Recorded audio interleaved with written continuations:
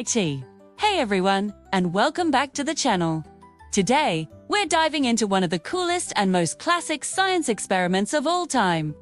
What if I told you that you could power a light bulb with this, yes, a regular old lemon from the grocery store? It sounds like something out of a sci-fi movie, but I promise you, it's 100% real science. And by the end of this video, you'll know exactly how to do it yourself. We're going to build a lemon battery. So grab your lab coats or, just a comfortable t-shirt and let's get started on this electrifying challenge. First things first, let's go over our supplies. It's surprisingly simple. The star of our show, of course, is the lemon. You'll actually want a few of them. The more lemons, the more power we can generate. I've got about 10 here. Next, you'll need some galvanized nails. Galvanized is the key word here because it means they're coated in zinc, and that zinc is crucial for our experiment. You can find these at any hardware store. Then, you'll need some copper. This can be a piece of copper wire, or even better, some pennies. If you're in the US, look for pennies minted before 1982, as they're made of about 95% copper. Newer pennies are mostly zinc, which won't work for this.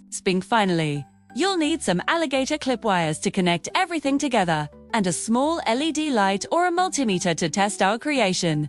That's it. No crazy lab equipment, just everyday items. So, how does this magic actually work? It's all about chemistry. A battery at its core has three main parts: two different metals, which we call electrodes, and a special liquid called an electrolyte that separates them. In our case, our two metals are the zinc from the galvanized nail and the copper from the penny. Our electrolyte, that's the citric acid inside the lemon. It's this acidic juice that gets the whole process started. Let's break it down. When you stick the zinc nail and the copper penny into the lemon, a chemical reaction begins. The acidic lemon juice starts to pull tiny particles called electrons away from the zinc. These electrons want to travel somewhere, and they're really attracted to the copper. But here's the catch. They you aren't. Just jump through the lemon juice to get to the copper. They need a path. That's where our wires come in. By connecting a wire from the zinc nail to the copper penny, we create a highway for those electrons to flow.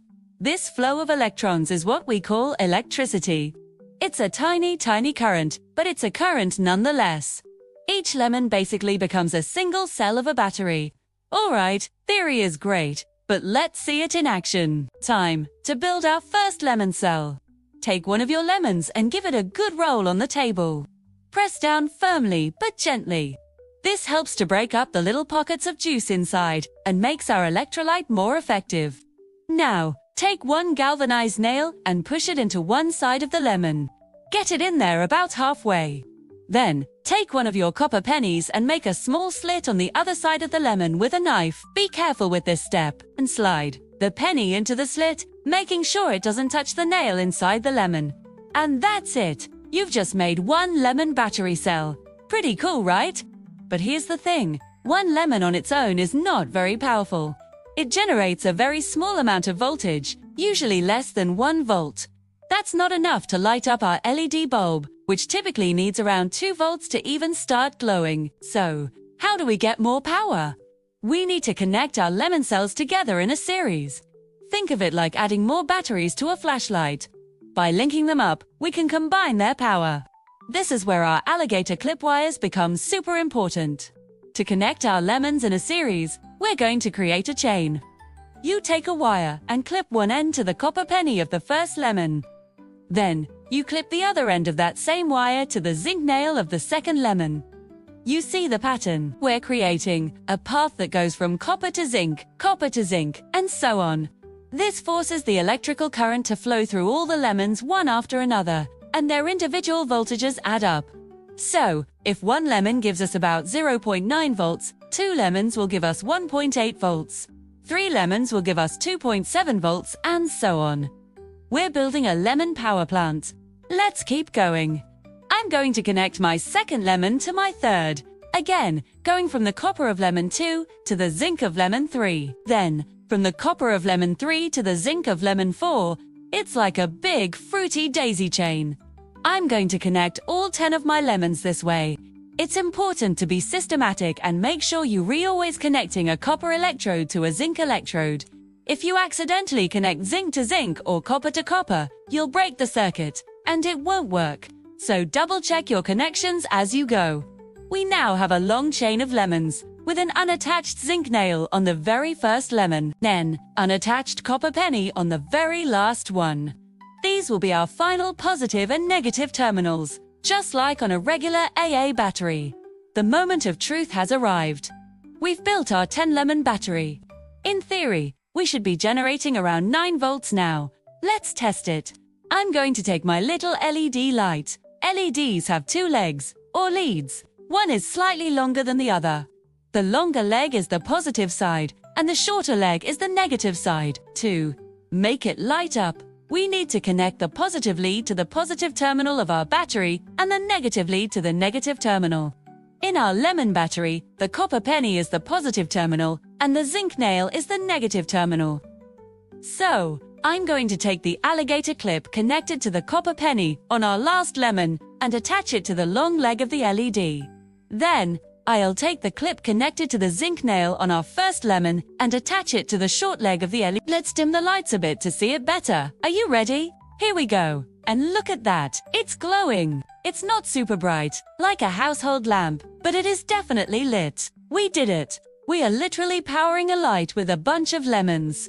How incredible is that? This tiny little light is running purely on the chemical energy stored inside these fruits. This experiment isn't just a cool party trick. It demonstrates the fundamental principles of how all batteries work, from the one in your phone to the one in your car. It's all about using a chemical reaction to create a flow of electrons.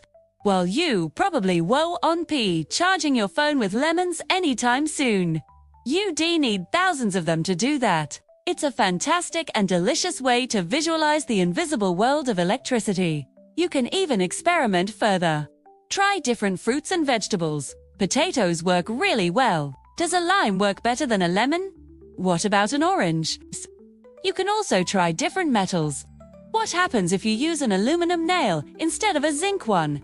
The possibilities are endless. So there you have it, a simple, fun, and educational experiment that turns your kitchen into a science lab. You've learned about electrodes, electrolytes, and how to build a circuit to harness chemical energy. It really shows that science is all around us, even in the fruit bowl. I hope you had as much fun as I did and that you re-inspired to try this at home. It's a great project to do with friends, family, or for a school science fair. Thank you so much for joining me on this electrifying adventure today.